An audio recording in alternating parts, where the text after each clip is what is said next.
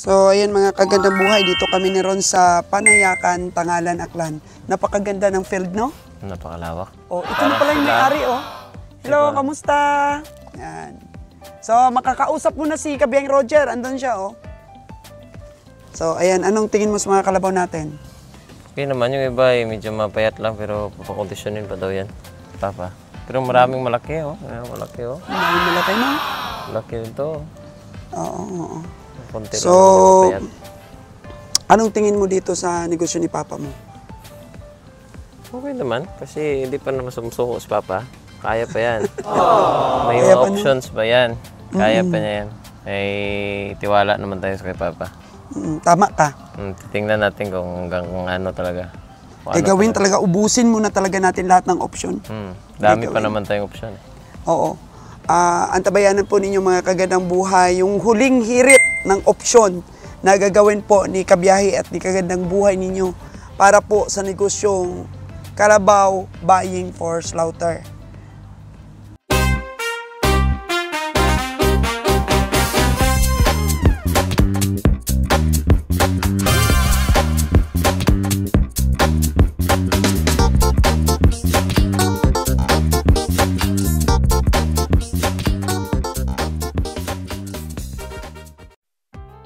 So, ayan Ron, patubugin muna natin. Patubugin natin? Oo. Yun, inuuna nila eh. Yung inuuna nila yung... O, yung sa malayo. Malayo. Ayan o, kunin mo yung isa doon. Patubugin muna natin. Saan kaya kunin ko? Doon na lang? Yan? O, ito na lang oh. O, yan na lang. Ito na lang. Kunin natin. Patubugin natin ito. Kunti pa lang kain o, Ron. Kunti pa lang. O, huwag nyo muna daw bigyan ng maraming kumpay kasi... medyo sobrang pagod pa, ayaw kumain. Patubugin mo yan, Jo. O, patubugin. Kasi ito si Jojo, mga kagandang buhay. Sanay ito sa pag-alaga din sa mga baka at kalabaw.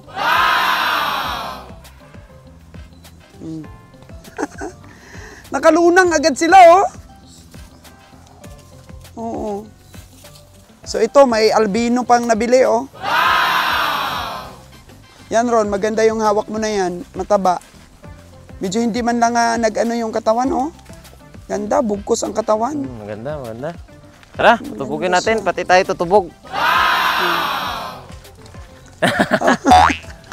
Yan eh. Patubog muna po tayo, mga kagandang Niwang buhay. dyan, oh. Kailangan po ng mga kalabaw yung ano eh. Albino. Tubog.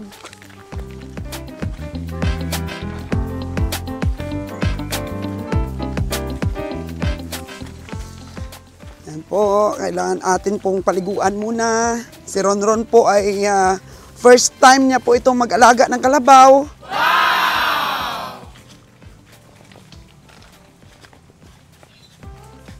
Dito malapit lang kasi sa sapa. So napaka-bless niyo po kung meron pong pahingahan na ganito.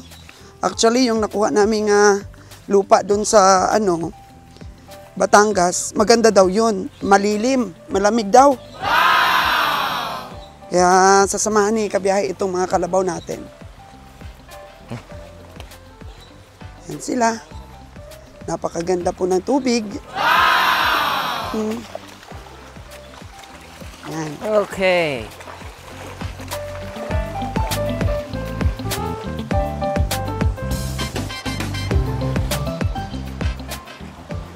Aranyon. Naku, katuwang-tuwa ng mga kalabaw ron. Inom agad ron, no? Kaya dapat palakas pagka dumating ang kalabaw, painumin agad. Ang ganda dito ng tubig, oh. Okay, very good. Doon na si Kabiyahe at sinalo, no? Pa! Tubog na! Huh? Sali na sa kalabaw. Sali na sa kalabaw. Ayos, ayos. Dito to.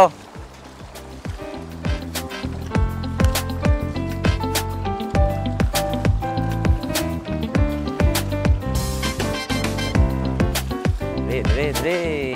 Ito po.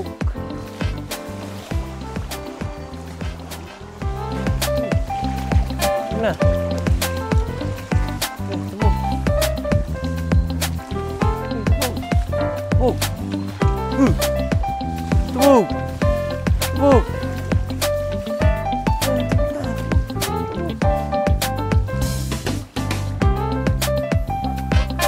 Ayaw, uminom yun sa'yo? Tubog! Tubog!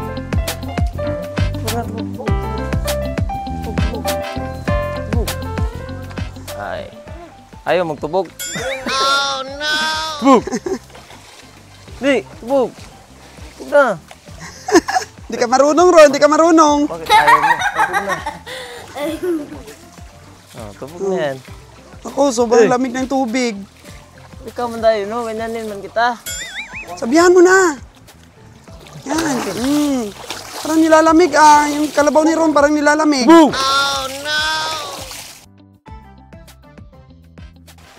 Sige. Tubog! Gusto ng kalabaw, oh, makapahinga. Ha? Tubog! O, wala. Sige, inom ng inom. Tubog! Tubog! Itong kay Ron, ayaw uminom. Parang may sakit. Daw, minom to. Uminom naman. Kanina, no? Tubog! Tubog! Tubog! Tubog! Tubog! Tubog! Tubog! Ben! Ha? Oo. Ayaw daw. Tumubog pa.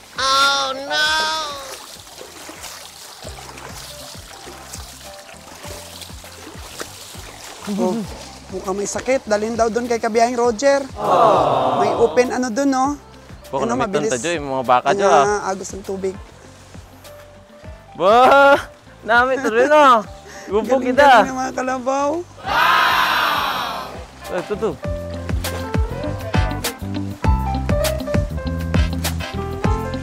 Pa!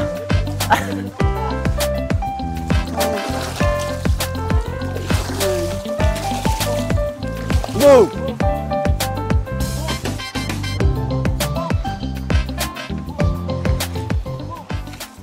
Ubog. Ubog ba? Tubog. Kabiyahe. Di sabihin, Jo.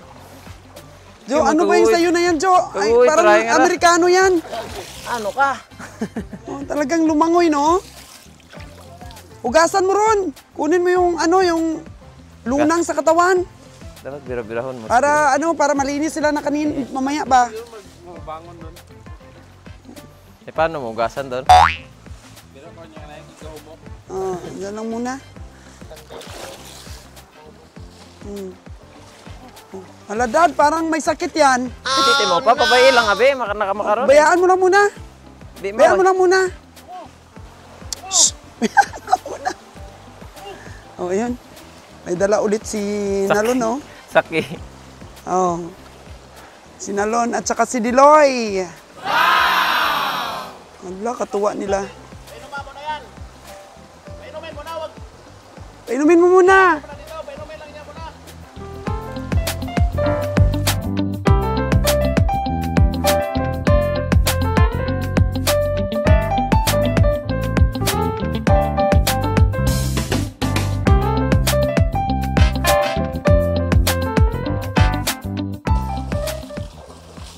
For almost 2 years po mga kagandang buhay na pamimili at pagpapakatay namin ni Kabiyahing Roger. Unang-una po mga baka at ngayon din po ay mga kalabaw.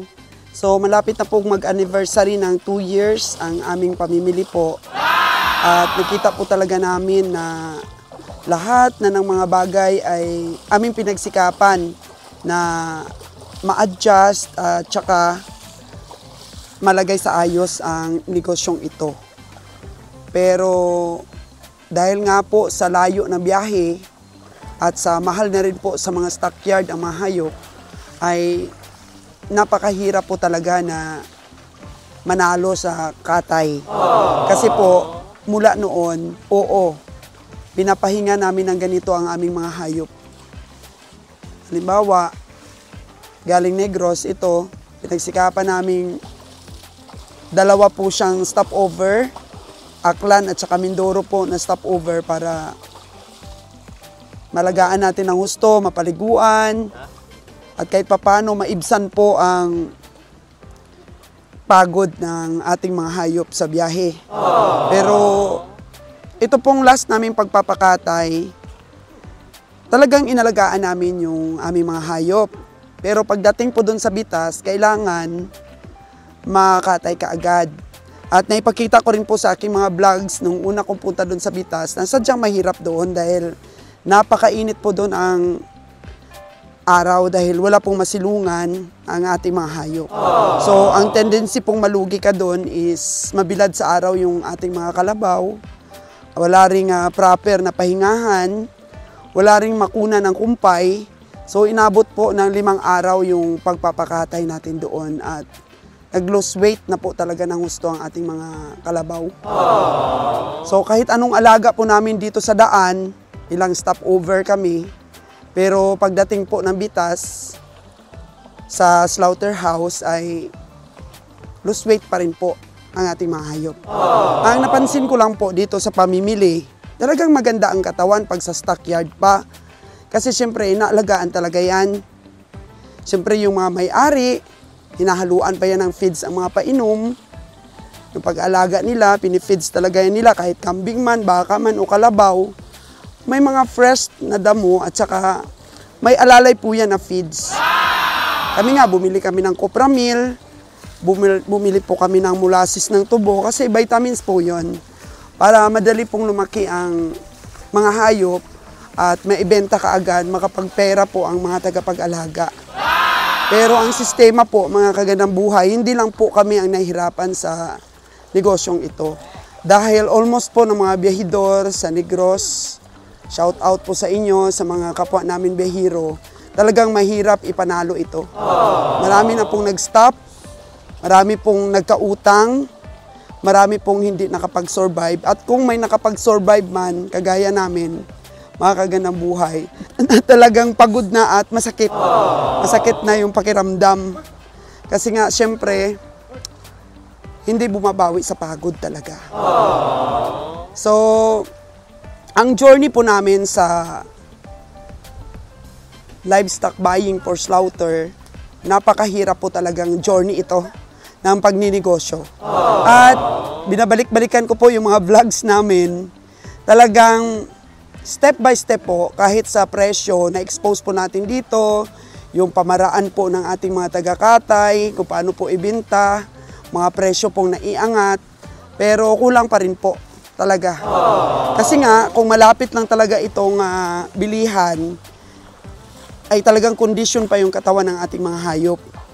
Kaya, for last na po talaga, last and the last defense po, kasi naka-last defense na, sagad po na last na lang talaga itong para may pagpatuloy natin yung negosyong ganito, ay kumuha na po kami ng masisilungan ng ating mga hayop doon sa Batangas. So meron po kami nakuhang lot na 18,000 a month at ikukondisyon po natin ang ating talagang mga hayop. At least mga 1 week or 10 days talaga na pahinga, mga kagandang buhay, at susubukan na po natin na kung sino man dyan ang mga gusto rin bumili ng bulto sa atin ay mapagbibigyan natin. So siyempre, ang mga bumibili din ng bulto, titingnan nila yan kung kikita sila sa ating mga hayop. Bibili sila at of course, kung maganda ang kita nila sa ating mga parada, sa ating mga hayop, ulit-ulitin nila yun ang pagbili, mga kagandang buhay. Kasi kung saan naman nakakamura, wala namang pasuki-suki yan, mga kagandang buhay. So, maganda ang pamimili ni Kabiyahe.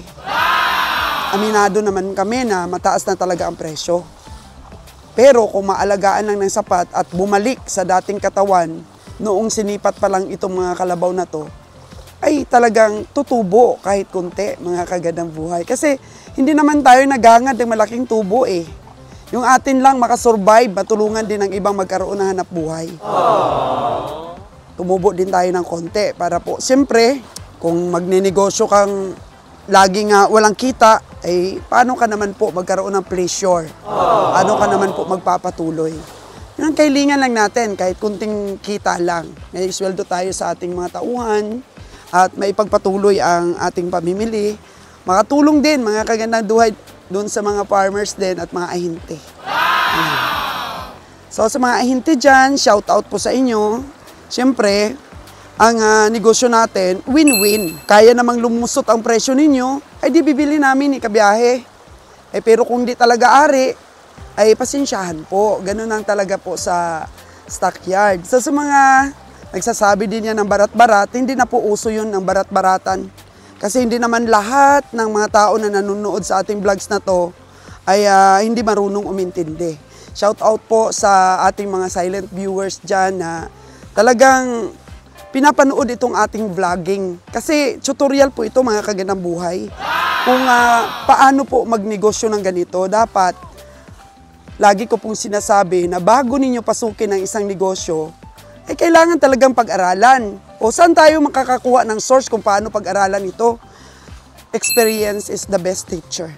So dito po sa mga exposure namin, dito po sa mga eksperyensya namin, marami kayong matutunan dito. Wala pala talagang panalo kapag pinakatay mo kaagad ang iyong hayop na hindi nakapahinga. Grabe po ang lose weight mga kagandang buhay. Diba, sa mga vlogs ko nung nakaraan namin ni Kabiyahe, sinasabi namin na hindi na namin nakikilala ang aming mga hayop. Binili namin sa stockyard, matataba. Pagdating doon sa katayan, di na namin kilala. Kasi nga, pumayat. Kasi nga, nag-lose weight. Kasi nga, malayo talaga ang biyahe. So, kailangan talagang strategy is pahingahin talaga natin. So, matagal na po naming alam yun. Yung ganun na kailangan pahingahin. Hindi lang po talaga isinakatuparan na makapagpahinga at makahanap doon sa Batangas ng proper talaga po na lugar. So, another pakikibaka po ito, ang gagawin na lang namin kasi namimiss din namin si Kabiyahe, namimiss din ang mga anak ko si Kabiyahe. Ang gagawin na lang, isang trip, alagaan doon, kahit na mabagal po ang takbo ng negosyo. Tapos, pagdating ng isang trip, benta po yung isang trip. Pahingahin muna ng isang linggo, tapos pagdating ng bago, saka siya ibenta. So, ang mga hayop noon, mga kaganabuhay, nakabalik na sa dating niyang itsura. Ganun na lang po. Tsaka papabulto po, kung may gustong bumulto, ipapakatay rin natin kung ipapakatay. Ganun po. Kasi, mga kaganang-buhay, naranasan po namin dito ang trauma. Trauma po talaga sa pagpapakatay. Meron po kaming experience po ni Kabiyahe na nagkaroon po kami ng trauma na halos po na ipagsigawan ko na tama na, tigil na. Kasi meron kasing ibang mga tao na selfish. Sarili lang nila ang iniisip nila. Hindi nila iniisip yung pagod, yung puhunan, yung mga tao sa likod ng hayop na kinakatay nila. Ano ba? Saan ba galing ito? Ano bang pinagdaanan ng mga hayop na to? Ng mga nag-alaga? Hindi po nila isinaalang-alang yun. Kaya kung wala ka po talagang option at hindi mo kayang gawin ang iyong option, ay talagang magtitiis ka na lang. Sila na lang talaga ang kikita. Dito po sa vlogs ko ngayon, mga kagandang buhay, isaalang-alang po natin ang isang option pa kung paano natin malagay ito sa ayos ang ating negosyong ito.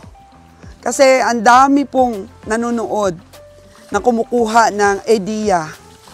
Kaya sabi ng iba sa pamimili, wag daw i-expose ang price. Wala naman pong problema sa amin yun kung ma-expose ang price. Kasi hindi naman namin iniisip na pagkakakitaan namin ng hayop ng sobrang laki. Kasi kahit i-expose namin yan ang presyo, kung ang tubo lang naman namin ay sapat lang o kulang pa nga sa aming hirap, balik puhunan, masaya na kami nga kung makabalik. Hindi po kami selfish dito sa mga vlogs na to. Kasi paano po magkaroon ng complete details ang ating mga vlogs kung wala namang kwenta? Kung hindi naman makatotohanan, mga kagandang buhay. So, sa susunod ko po na vlogs ko po, ang isang traumatic experience po namin ni Kabiyaheng Roger, na halos talaga sagad-sagara na. Ang diskarte, ang pasensya, ang effort, ang lahat-lahat ay naibigay na dito sa negosyong ito. Pero may mga tao po talagang hanggat kaya rin nila, sagad-sagarin na nga, na hindi iniisip ang kapakanan din ng mga biyahero. Kapwa biyahero ko, marami ring natutuwa, sabi ni Kagandang Buhay at sabi ni Kabiyahe, na nagmumonitor po dito sa aming mga vlogs. Ikakatuwa nila kung kami titigil na. Kasi mula nung namili si Kabiyahe sa stockyard, minaliit na at hindi inakalang, may pwersa din po palang mamili. At masurvive po ang almost 2 years na pag-aaral po dito sa Katay. So, wag po kayong matuwa ng lubusan sa mga buzzer dyan na nagsasabi na hindi maganda ang presyo namin. Ngayon nga, medyo kumalma sila. Paano masasabing barat ang presyo mo? Halos ngayon hindi may panalo. Sa totoo lang po, ang daming nakinabang sa pamimili ni Kabiyahe. Kasi, nabigyan po ng hustisya ang presyo. Nasa iyo naman po yun kung bibilhin mo eh. Siyempre, walang experience si Kabiyahe. Bili lang siya ng bili. Bili ng bili kasi nga nag-aaral.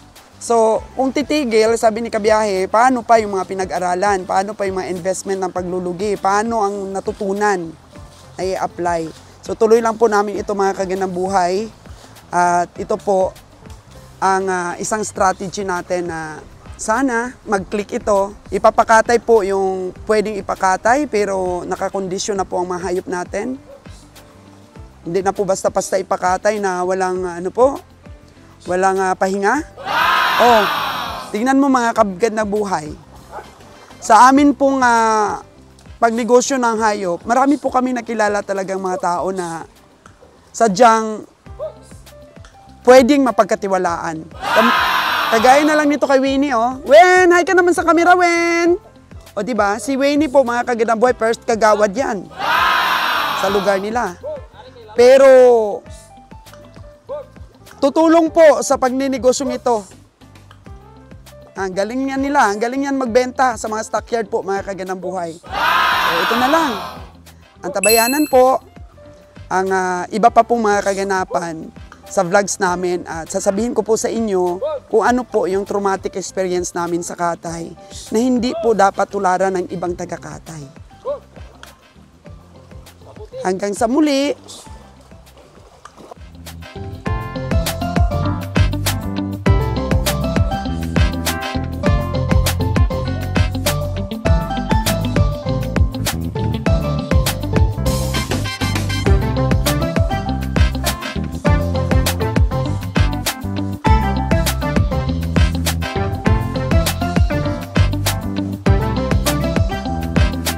Parang lakas ng tubig dyan, Wen.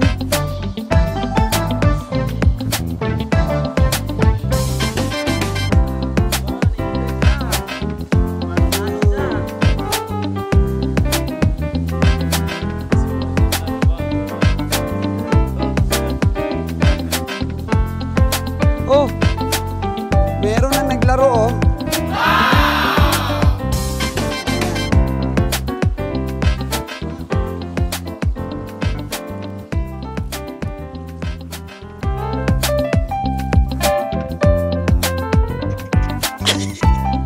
Parang hindi ko kaya.